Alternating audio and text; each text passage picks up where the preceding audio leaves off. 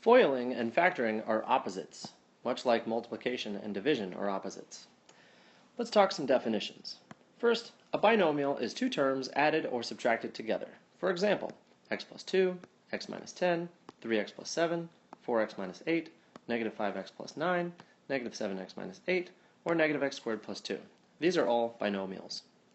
When you FOIL two binomials together, you are multiplying them using the acronym FOIL. First, outer, inner, last. Consider example 1. The first number in each binomial is x, so x times x. That's first.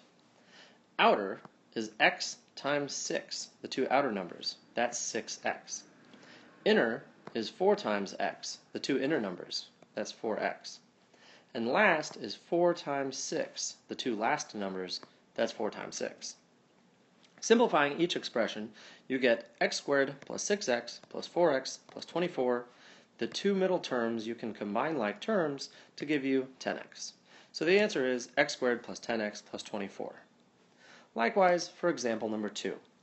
First, x times x. Outer, x times negative 12. Inner, 8 times x. And last, 8 times negative 12. Simplifying each term, you get x squared minus 12x plus 8x minus 96. The two middle terms can combine to give you negative 4x. And there's your final answer. This is called FOIL. FOIL is an example of multiplication. Go ahead and use FOIL to multiply the following binomials. Hit pause and then come back when you're done. Notice there is a friendly pattern to foiling two binomials like x plus m times x plus n, where m and n are just two whole numbers. Consider these examples. When you FOIL x plus 4 times x plus 6, you will notice that the final middle term 10 is actually the sum of the two numbers 4 and 6. And then the last number, 24, is actually the product of the two numbers 4 and 6. Notice this is true for example number 2 as well. The final number, negative 4, in the middle is the sum of the two numbers 8 and negative 12. Whereas the last number, negative 96, is the product of the two numbers 8 and negative 12. And in fact, this holds true in general. Anytime you FOIL two binomials, such as x plus m times x plus n, the final answer, the middle number, is the sum of the two numbers m and n, whereas the last number is the product of the two numbers m and n.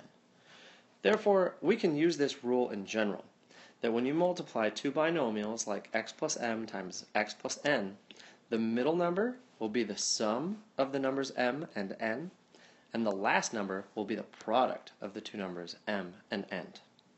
Let's see how to use this pattern. In these examples, we're going to use the FOIL shortcut, that the middle number of the trinomial will be the sum of the two numbers, and the last number will be the product of the two numbers m and n. So here we go. X plus 5 times x plus 8.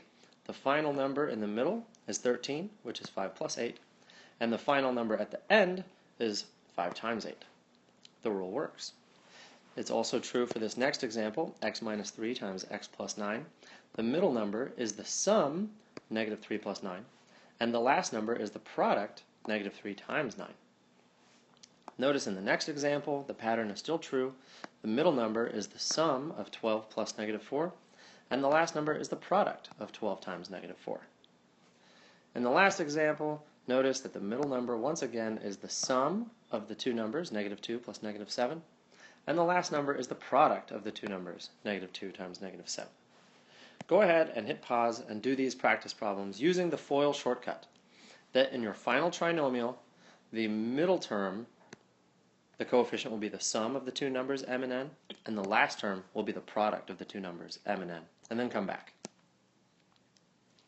In general, let's use the definition a trinomial is three terms being added or subtracted together, such as x squared plus 10x plus 24, negative 5x squared minus 8x plus 20, or 5x plus 8y plus 13z.